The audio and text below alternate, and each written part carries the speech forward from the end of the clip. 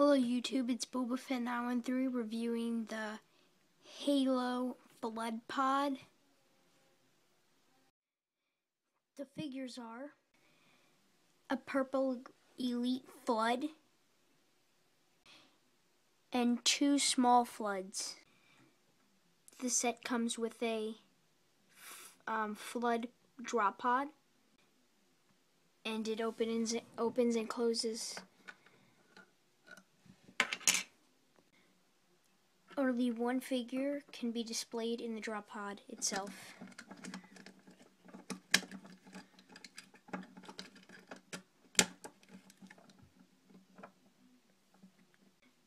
Overall, this set's a decent set.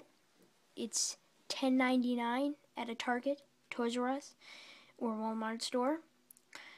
For your Halo fans out there, if you would like to buy this set, it is not really a playing much set, more of a collecting set, because you can't really do anything with the drop pods. I don't really have any fun playing with the drop pods at all. It's just no point of getting it, but it's good for the collection, and the only reason I like this guy basically is the two floods and the character. So, thumbs up and like the video, guys. Peace.